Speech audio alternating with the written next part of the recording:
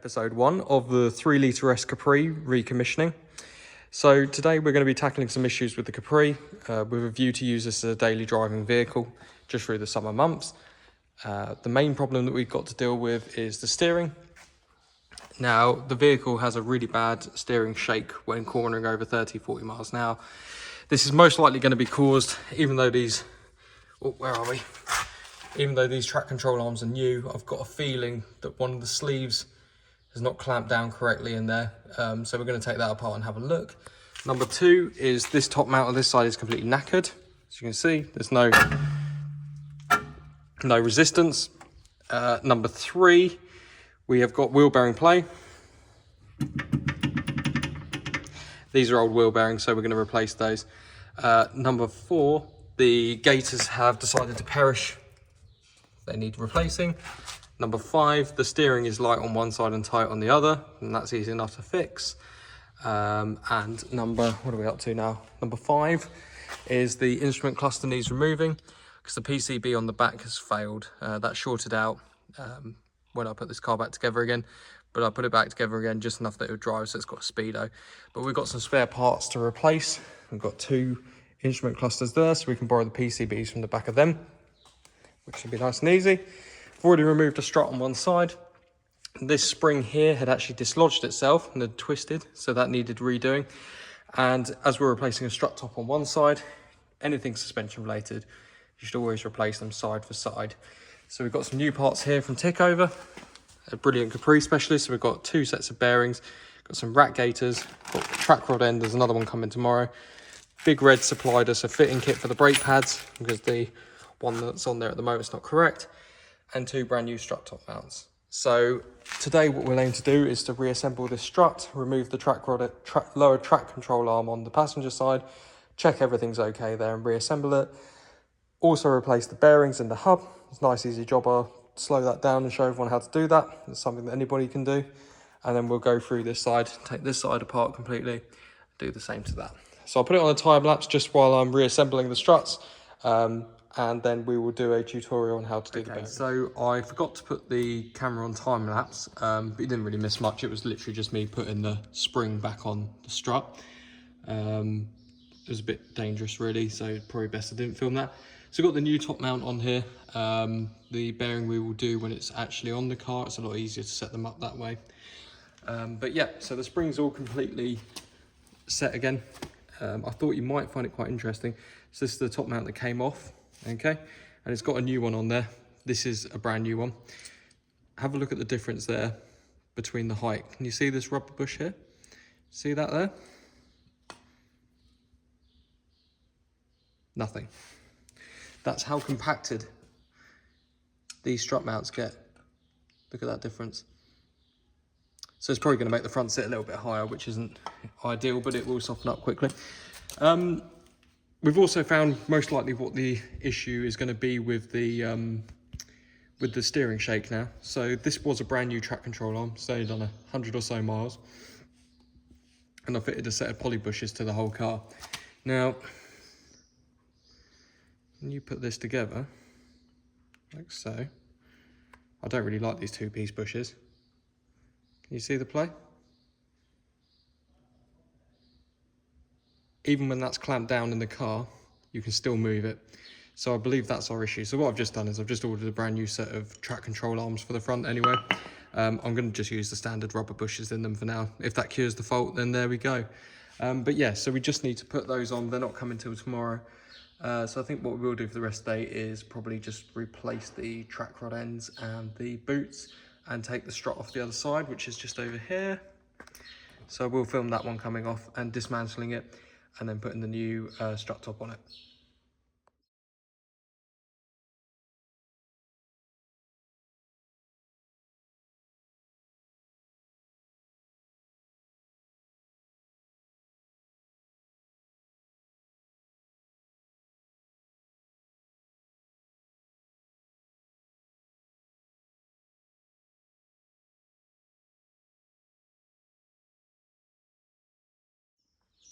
Okay, so it's the next day now. We've got the rest of the bits that we need just to finish the job off. So we've got 2 new track control arms. And then we've got the bearings. The struts are all done, they're all complete, new top mounts. I didn't actually film removing and replacing the spring. I'm using a pair of spring compressors that I don't really like using, and I don't really want to promote the use of those. If you're ever going to do those springs, buy the proper equipment to do those. It's not expensive, and I'm certainly going to be invested in something. Anyway, so I did a little bit off camera just while I was waiting for some bits. So we just put a new track rod end on this side, and we've put a new gaiter on the steering rack. So what we've got to do now is we've got to put the lower arm on this side, then the strut can go in, everything else around it, and connect this up, put the brake pad caliper back on, and then do the other side. Then once that's done, we can do the wheel bearings, check the wheels on, check the tracking, check that the steering's okay, and we can move on to the instrument cluster. So I'm hopefully going to get this all completed today. It is quite late in the day, so hopefully we just crack on and get this done. So I'll put it on a time lapse, and then we'll stop it when it's time to do wheel bearings, and we'll do a demonstration of doing those.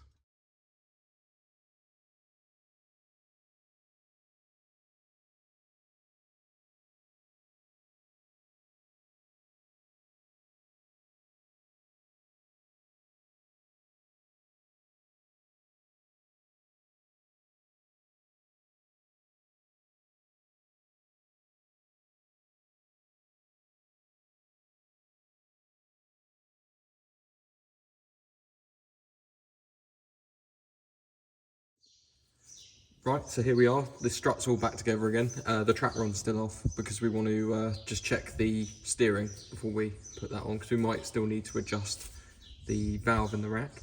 So I thought what we'd do now would be a really good opportunity while the caliper's off as well, to do the wheel bearing. These are really straightforward to do. They might intimidate some people, but you know, if you have a Capri or any classic car of this age, I'm pretty sure most Rovers around this age are very similar. It's a really easy job to change these, anyone can do it. So yeah, basically the ways you can tell your wheel bearing's knackered are a bit of play there. There's quite a lot of play there actually. And as I say, these are old bearings, I never changed these. And also the sound of it. I'm sure you can hear that on the camera, that sounds horrific. Yeah, so it's about time they got changed. These, you could probably take these out, you could grease them and reset them, but to be honest with you, for the price of it, by the time you've gone that far, you might as well replace them. So step one is always going to be to take the grease cap off. I know it's a screwdriver, don't have a go.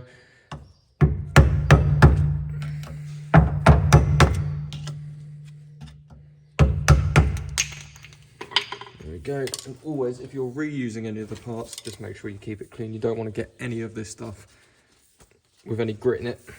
Just use a nice clean rag there. Next step is going to be to get the split pin out, whatever you want to call it.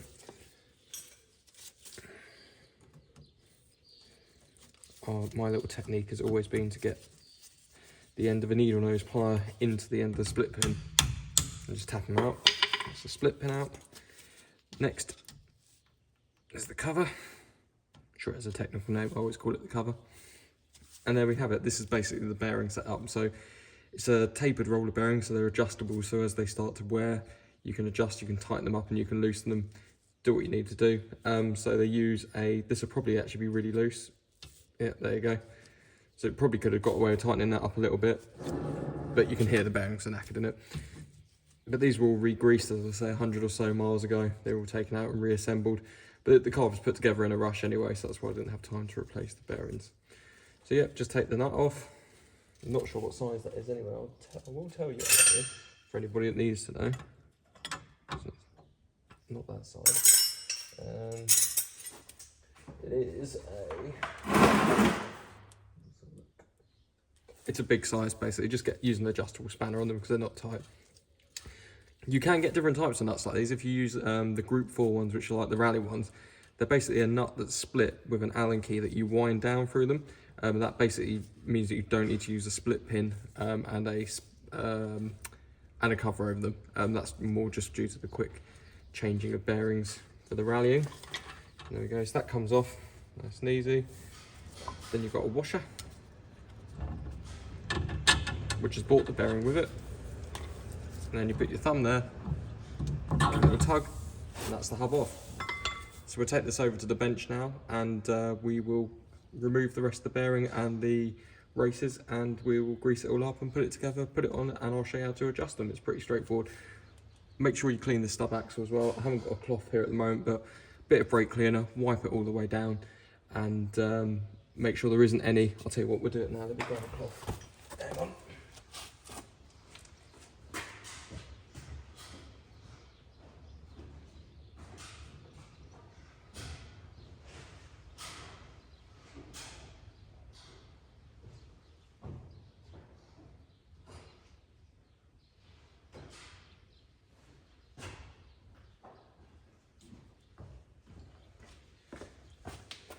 This is quite important just to check for any damage on here, because this can kill a new set of bearings. Let's have a look. A bit of brake cleaner. Yep.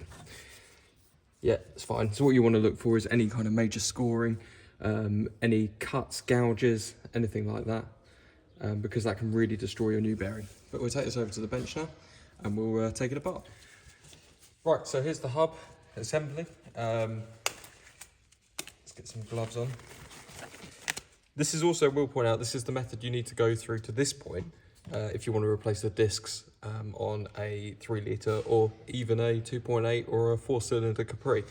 3 litre uses these bolts here, and you just literally buzz those 4 bolts off and the disc drops away from the hub. Might have to give it a little bit of a tap.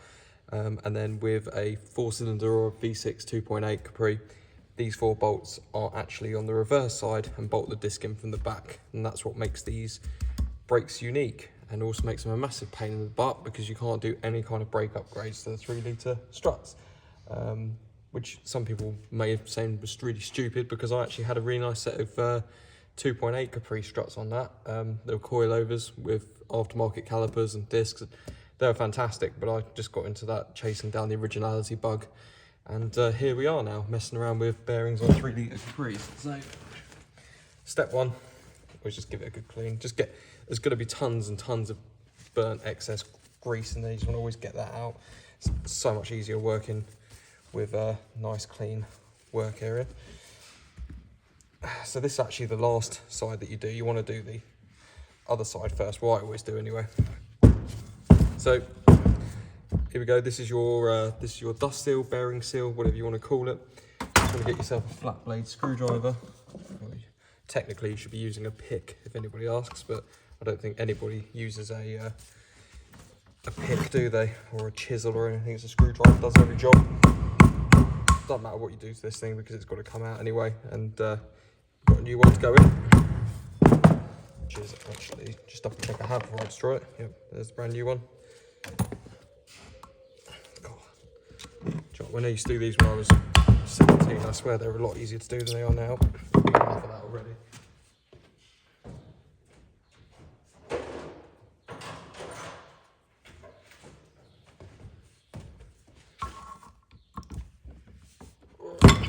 There we go. So there's the old seal. I mean, it wasn't leaking, but it wasn't great either. Enjoying the pile of stuff that's not going back on. Get a little wipe through again. This is the other side of the bearing, so this is the back side. There we go. There she is. Only just going to clean it just for the purpose of showing what it looks like, but it's not going to be used again. There we go. And there she is. You can join that over there. Right, so we get a lot of this excess grease out now.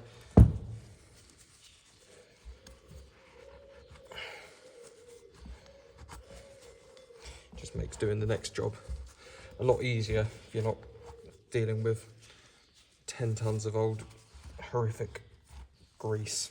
It's also good as well, we really want to clean all this out because you're going to be putting new stuff in. You don't really want to put any of the old stuff mixed in with the new stuff. There's no clean way of doing this either.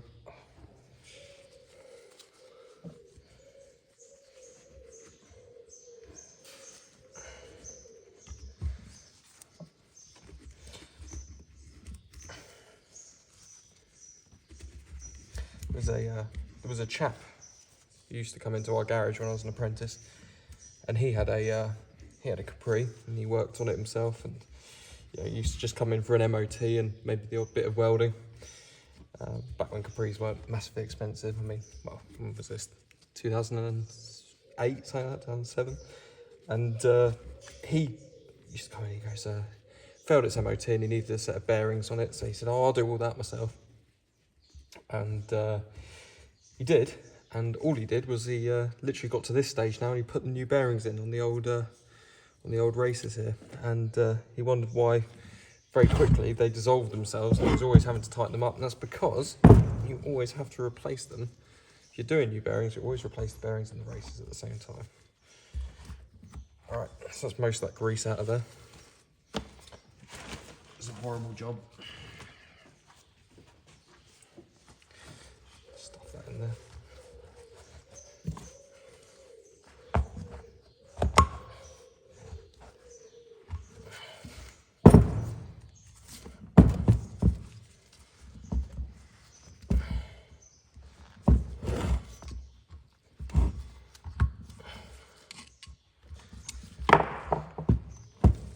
Be pretty much, yep, it's almost all the grease on there. Lovely. Right, so what these look like, have a look at this one. It's the new rear bearing. So this is the bearing we've just removed, and this is what we need to remove now. This is what the bearing actually sits inside of the hub. There we go. So we just need to remove this bit now. You've got two of them. You've got one for the front bearing and one for the rear bearing. And you remove the front bearing via the rear and you remove the rear via the front, if that makes sense. And because we're not particularly bothered about keeping these, we are just going to use a hammer and a screwdriver. Normally you'd use a punch, but I always find them a lot easier to get out using a screwdriver because there's a very, very thin ridge that you want to be tapping on to get these out.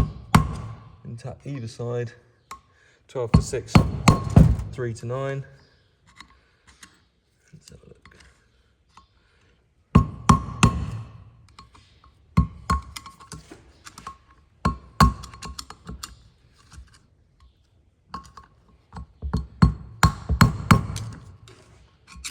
Should start to see a little bit of a gap opening up between them.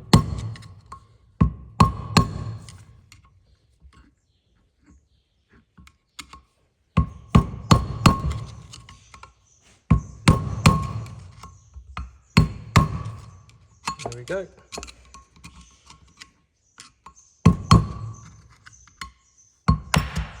There we go. So we should rotate that over. There you go. There's the old one come out. And looking at it, to me, it looks pretty well worn.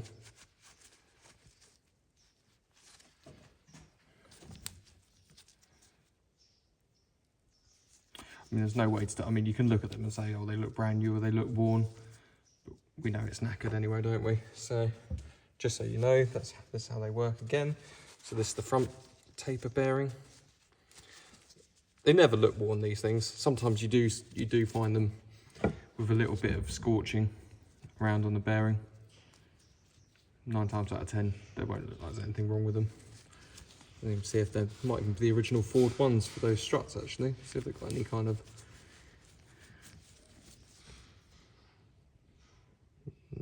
Oh, there we go. KIM 11749. What's the make of them?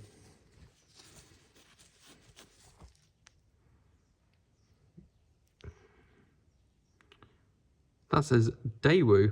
Oh, there you go. Daewoo. MGM.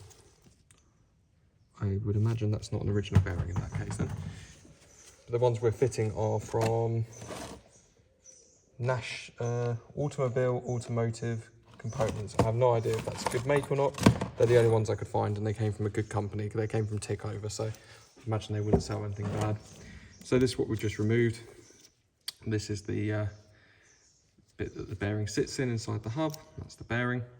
And obviously you have one facing the other way for the rear one, which is the bigger one. And that's what you do them up, and that's what the stub axle rolls on. So there we go, so that's one side out. We'll have to clean a lot of this grease out again before we do it. You really want to do that. And then it's just the same for the reverse. You just want to find the edge of that lip. And I would recommend using a screwdriver because it doesn't matter what you do with these, as long as you don't hit them out and twist them when they come out and it scores any of the bit that you want to keep. You could use a punch, and punches are very effective at removing these. I just find the screwdriver's got a nice wide lip on them and it sits on there, and you're dealing with a very greasy item, so you can really wedge it in there.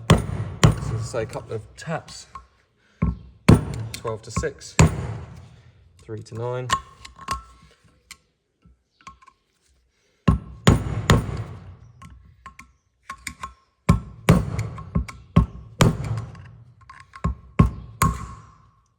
There we are.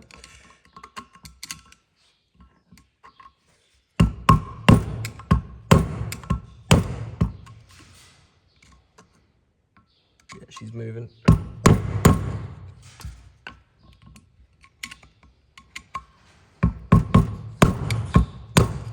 This was actually, funnily enough, the first job I ever got to do when I was an apprentice, and this was a set of wheel bearings on a 1.6 Capri.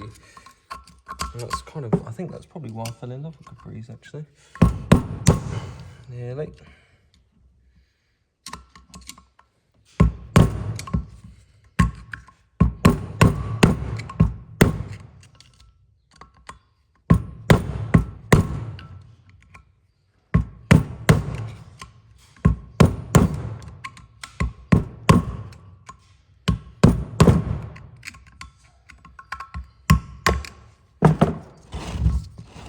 She's a stubborn one, this isn't one, I'll tell you that actually.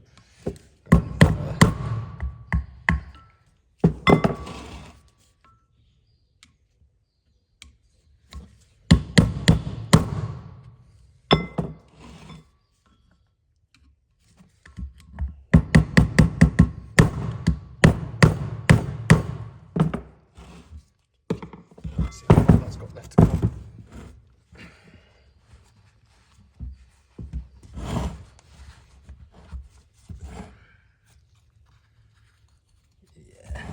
It's finally just started moving.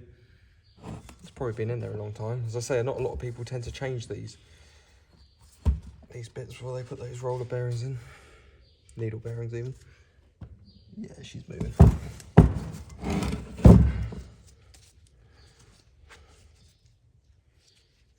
Perfect way to kill a screwdriver as well. Luckily I don't like this screwdriver.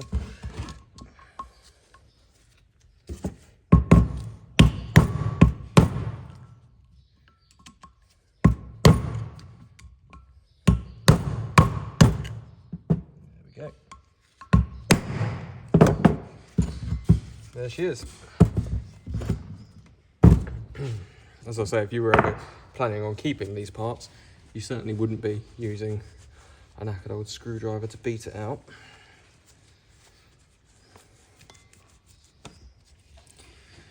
So there we have it. Looks, I'll be honest, that does look quite worn actually. You can see the wearing on the inside there. You might not be able to pick that up on the camera. It does look quite worn. So it's probably about time it's changed. So here we go. What does it say on here then? It says...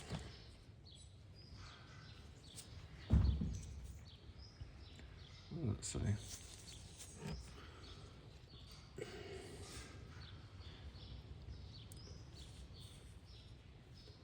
SKF, so it's an SKF bearing.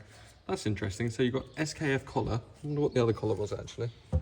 It's an SKF collar with a Daewoo bearing with a... Okay, well the front one says nothing on it.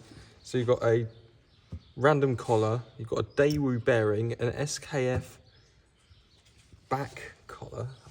Let's see what this bearing is showing. It's really bizarre. This is a perfect example of how parts don't tend to match now. Oh, there we go. This is a completely different one as well, I think, is it? This is a German bearing, an SKF bearing. So the collar, the rear collar and that, this is all SKF, which is nice. It's interesting. And then you've got a Daewoo front bearing with an unnamed collar. Oh no, the collar does say Britain. Doesn't say on that collar actually. Britain. I'll put that on the camera. Britain. No idea what that says. But I can tell you nothing matches on this at all, which is probably a good reason we're replacing those. So the next step, I'll just turn the camera off, but the next step is going to be to get some brake cleaner, flush all this through and really clean it, get it nice and clean, and get all that grease out, because I mean, you can still there's still a load of grease in there, look, you can see it, it's full of it. So we get all of that out, and then we will start inserting the new collars, and then put the bearings in, put the grease seal on the back, and then it's back onto the car and we can set the bearing load on it. And I'll show you how to do that. It's really simple to do. You don't need any special tools for it. And it really doesn't take a long time to do. And these are a fantastic job. If you love tinkering with your own classic cars, they're almost exactly the same. Any old car around this age, I mean, even the Range Rover that I've been doing here uses a very simple, well, it's the same method, it just uses a different way of doing it, with hollow bearings, hollow parts on the bearing system.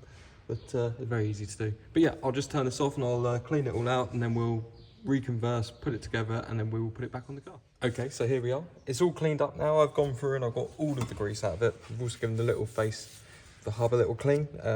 That's another important step that you could do if you really wanted to. These faces should always be completely clean, void of any paint, any rust, any major scaling or anything like that. I just have a very, very small smear of anti-seize compound placed upon it. And the reason behind that is because if this isn't completely flush, it doesn't allow the wheels to sit completely flush. So no matter how many times you have your wheels balanced, you're still going to get some sort of a wheel wobble. So it's always worth doing this. And you just use a little bit. I like to use 600 grit wet and dry sandpaper with a little bit of maintenance spray or WD-40. It takes it back really easily, and it really does make it a nice smooth surface. And it's important that you don't start digging in using anything too industrial, because you can really damage this face and then you can actually get the problem you're trying to resolve. So the next step is going to be to find yourself a punch and a hammer and find the bearing that you want. So this is the rear one, so we don't need that one yet, and this is the front one. So we'll open the front one up.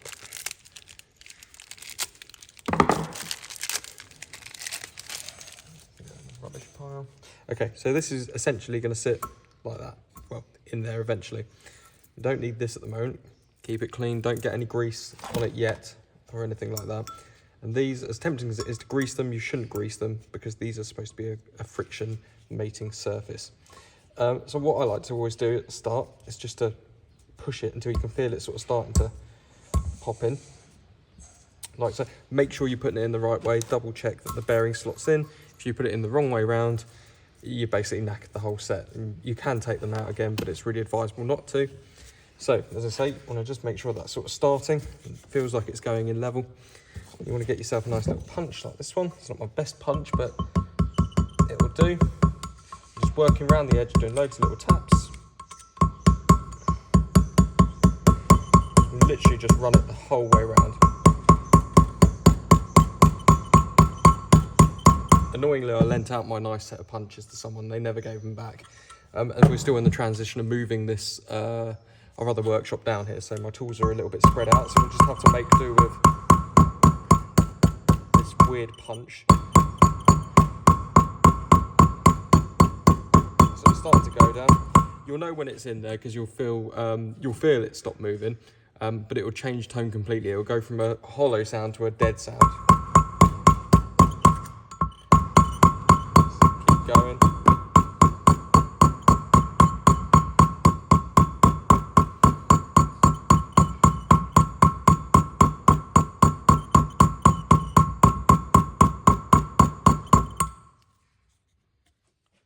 Might almost be there.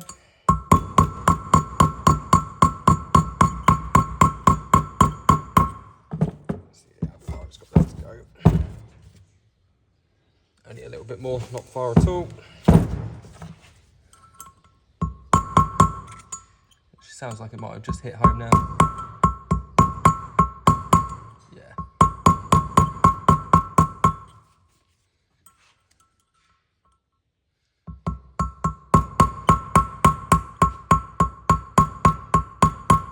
And as I say, loads and loads of little taps. Don't get tempted just to lump it with a hammer, because you could easily crack this, or distort it, or gouge it, or slip.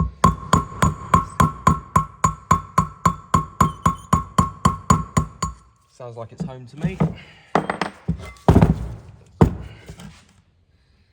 Yep. Might go in just a fraction more. We will just be safe. A little bit more of a tap. As I say, don't whack it. Just.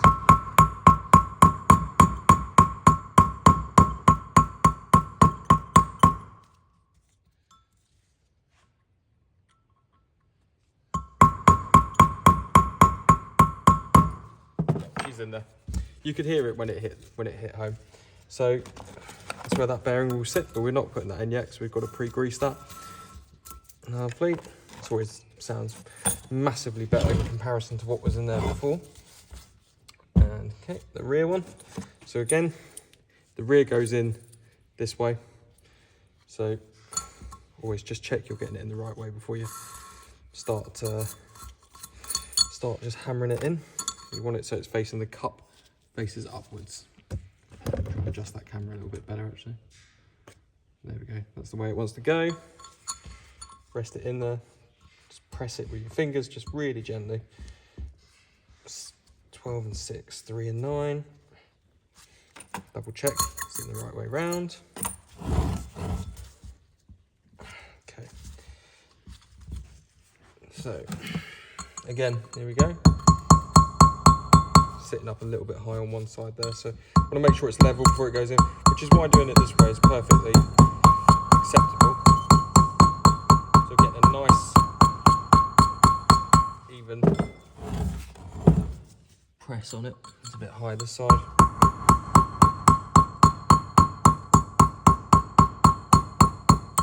There we go, just like to level out now. Rotating the disc like this, you can pretty much see if it's going in straight or not.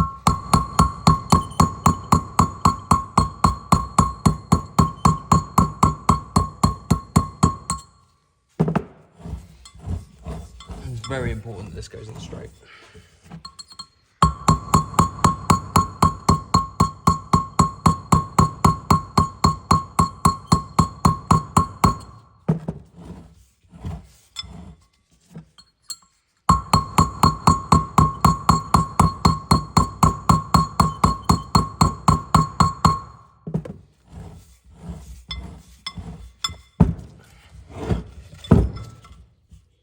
Nearly there, might even be there.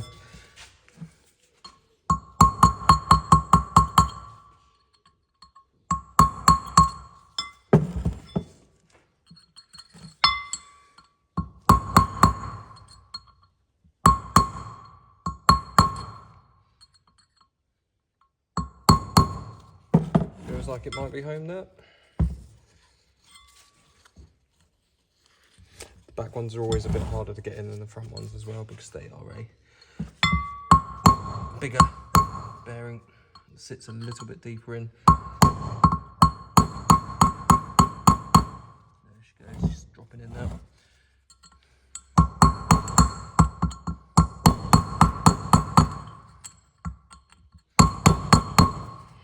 Nearly there.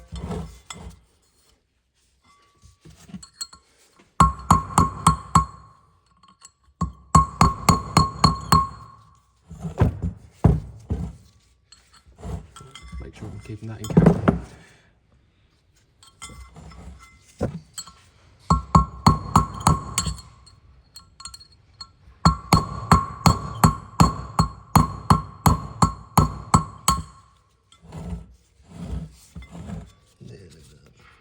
So close now. Just never rush these, never rush them. It's not worth it.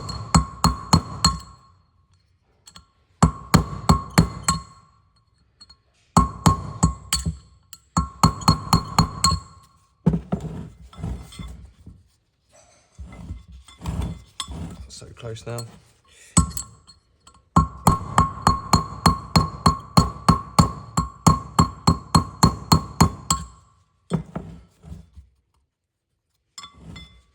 this in.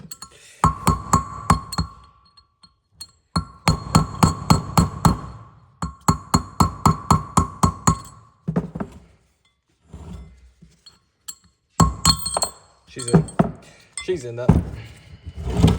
Just double check this top one again. Yeah, you can hear it's in there. Yep, she's in. That is the hardest bit of the whole job, believe it or not. So what we need to do is we now need to grease the bearing and then put the oil cap or oil seal, whatever you want to call it, on the back. Put it on the car, put the front bearing in and adjust it. So I usually use my own grease, however this one has actually come with some grease. And this is the grease you want. This is just wheel bearing grease. You can see. Split it open. What's that stuck with? I usually tend to cut the corner off. It's just easier just to control it when you squeeze it out. So there's a right way and a wrong way to grease bearings, but providing you get the grease into the bearing, that's all that really matters. I always start off with just a very small film of grease, and I try to get it in here, just really sort of work it here. This is where the mating surface of the bearing is going to be making most of its contact. It's always good just to get that greased nicely. We're going to use all of this grease, and all this grease will end up in this hub. Okay, so the bearing. It's going to be really hard to do this showing it on the camera. But what I like to do is get a big old glob of it in my hand, like so, and take the bearing and scoop the grease into it. If you can see that.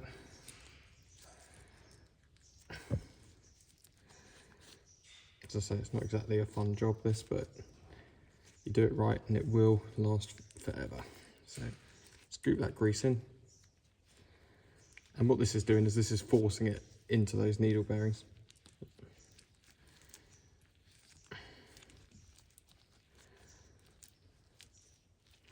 And there's, you can't, I mean, you can use too much grease, but you can't at the same time. So you know it's making a good contact when you're scraping it into here. You can see it's full. And give it a little bit more.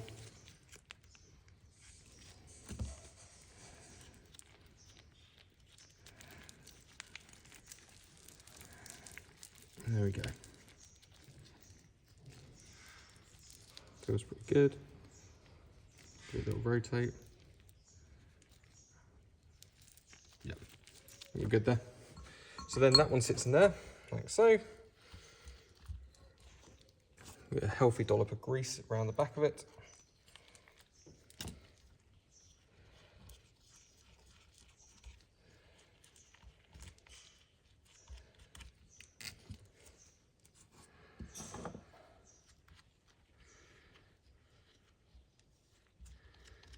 There we go, that's that.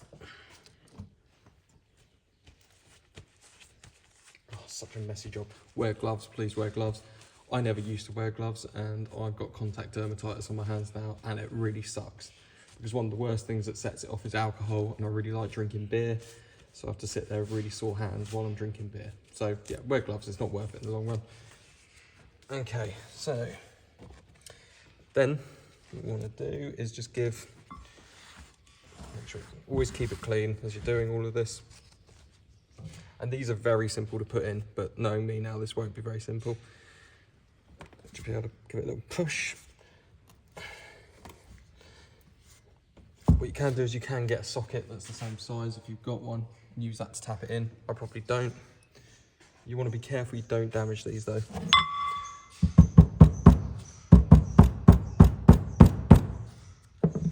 I was trying to go in at an angle now, which isn't ideal.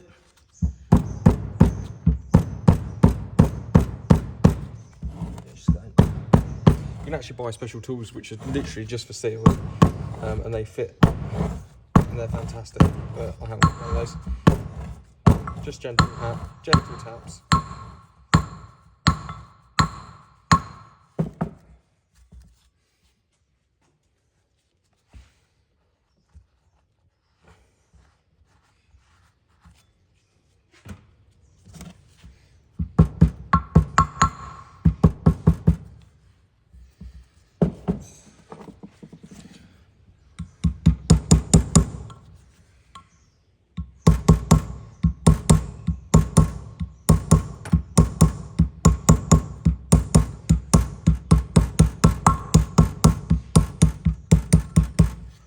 There we go, that's the sealing.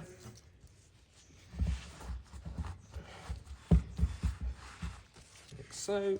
Then rotate her over, throw everything on the floor. Next, the front bearing. Same method again. I like to use, put that there for a sec. Get a good old gollop of it on your hand like that. Using the bearing, scoop into the grease. Rotate, scoop, rotate, scoop, rotate, scoop. You get the idea. Just dragging it through the grease, which really pushes the grease into the bearing. Like so. I like to stick my thumb through it and rotate it at the same time. Press that grease into it. As I say, there's no real amazing method to doing this. There's no massive secret. I like to scoop the rest of the grease and just stuff it in there. It's a good idea, let's pop that there. Use all the grease that comes with the whole kit, like so. Better to have too much than not enough.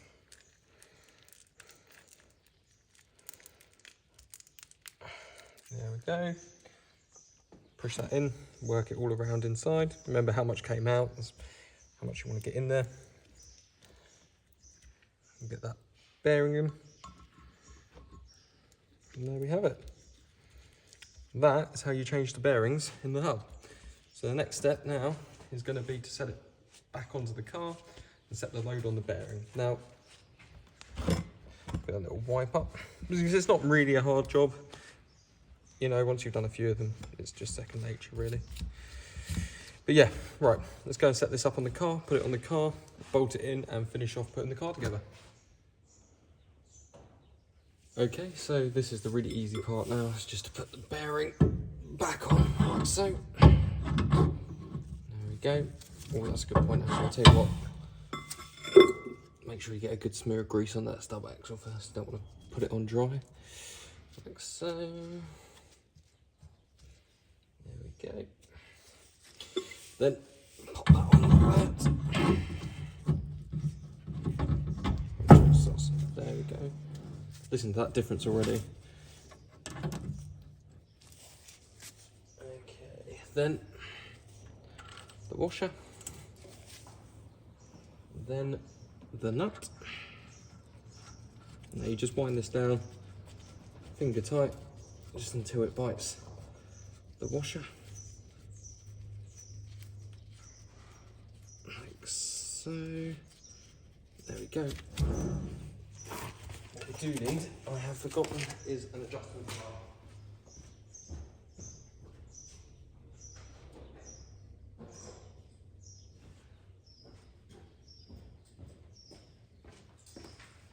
Hopefully, this is the right size, so we can get this to fit. Like so. Now, what you want to do is you do not over tighten these. These should be a little bit slack because these bearings expand when they get hot. So nip it up, literally just nip it up, give it a little rotate a couple of times. You can hear no noise now, listen. Nothing. Rotate it, rotate it. Because these are new bearings, I like to do this a couple of times just to set it and reset it. Crack it off, rotate it. Ooh, come on.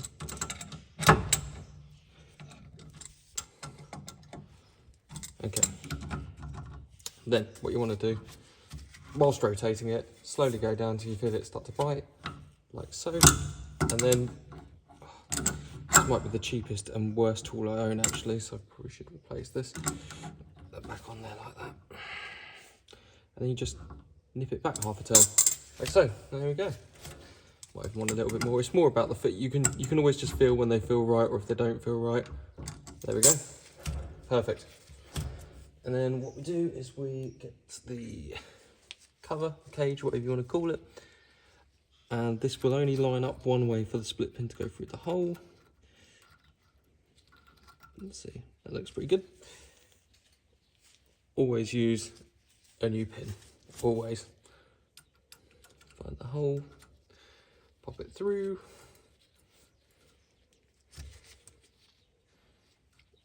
Like so. There we go.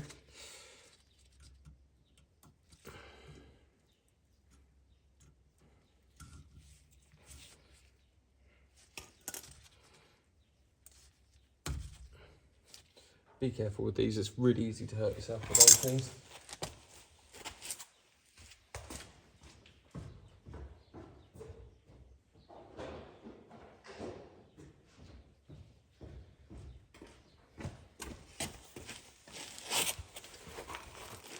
Okie dokie. Always take a bit off the end of these, like so.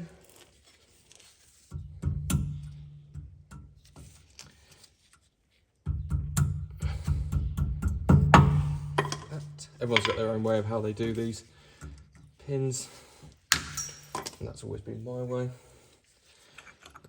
I get the new cap on. Old cap, didn't get a new one.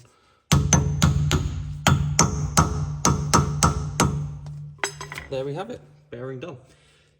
This isn't done, like this isn't going to be, right, that's it, it's fitted, I forget it. These require maintenance. You want to go through these.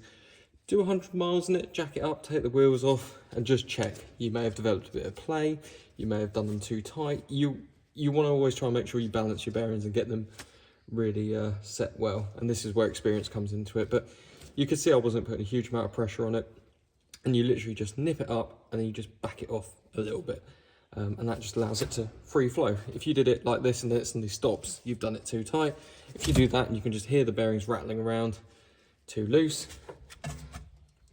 No massive amounts of play. Fantastic.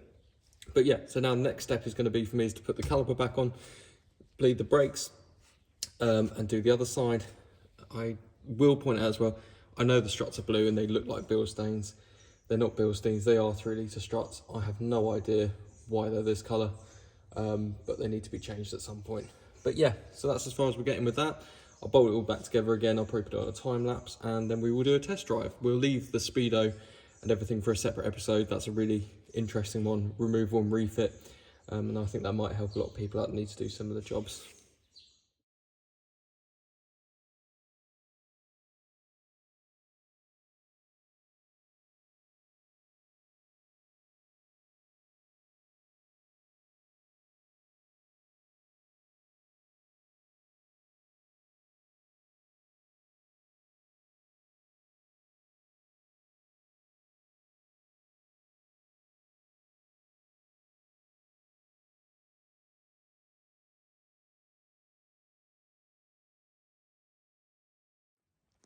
Okay, so now it's all back together again. We've got the brakes, they've all been bled through. The bearing was done on the other side. Strangely enough, the bearing on the other side was actually a Timken one. Inner and outer, all parts were exactly the same. So it wasn't as much of a mishmash as this side was. But yeah, so it's all back together again. The only thing not done at the moment is the trap rod ends. They're not fitted back onto it. But as you can see, it's all back together again. Now, interestingly, I was doing some research regarding the steering lightness and tightness on one side, which this suffered with. And this only really suffered with after it was all back together again. And I've watched not watched it, I've read through about how you do it. And you remove this cover here, and there's a valve in there that you can adjust. Now, I think that I might have rectified the issue, and I think it was because one of those top mounts was completely knackered, allowing it to turn too easy one way, and it wasn't the other way. Now, if you go on to, let's get this steering wheel centered, hang on a sec, it's one way. Ignore the noises, it's just the trap rod ends just getting in the way of stuff. Now, apparently if you have got a massive valve issue with these, you tend to start them up, and because there's no connection on the rack, so it should just spin the steering wheel all the way to one side. Let's check this out of gear. It might start, it's not been started for a while. Oh, there we go. You see it turns a little bit, but apparently this thing's meant to literally just go out of control and just spin one way. But to me, mean, it's very, very slightly biased to the left. Very, very slightly. You can see it when it starts up, actually. Didn't even do it that time. So slight, it's so slight. I mean, I can hardly even tell a difference there at all. And apparently it's meant to be pretty impressive how quick these things just completely spin one way. So, I mean, to me, that feels really balanced, and I don't feel like any adjustment is really going to change that drastically. And if it does, it might just make it slightly easier to turn the other way. So I think what we'll do is we'll put the track rod ends on and connect it all up, put the wheels back on, and we'll just take it for a drive and see how it feels. If it still feels like it's too heavy turning right than it does left, we'll go through that the adjustment of the valve. But I think it could be something to do with the fact that the insert in one of the which one was it? One of these. Which side is which? Let me try and remember. I think this side was. This might have been the driver's side, and this was the passenger side. This one was okay, apart from the fact that the spring had jumped out of the seat. This one, I can't. No, it was this one. Sorry, this one was the problem one. This metal insert, as you can see how it's sitting now, was actually completely loose and pressed all the way out, and that was allowing everything to spin on that top mount, which I think was giving it the very strange feeling when turning. But anyway, put the wheels back on, and we'll take it for a drive. If it drives fine, that's the end of the saga then with the steering, and hopefully one of the many issues that we found there, whether it be knackered wheel bearing, incorrect bushes for the track rod end, the track control arm, or it could even be the tracking. We need to go get the tracking done as well, but I think we've crossed enough bridges, we've replaced enough parts there that I think that was going to give us the answer to our problems. But yeah, we'll stick the wheels on, I'll take it for a drive. If it fixes it, it fixes it. If it doesn't, it doesn't. And we will then crack on and get that instrument cluster done. But that's enough for this episode anyway, because it's dragged on a bit now. It's been filmed over about 4 days. So I'll do a few bits off camera, and then we'll come back and we'll visit the next saga, which is the instrument cluster.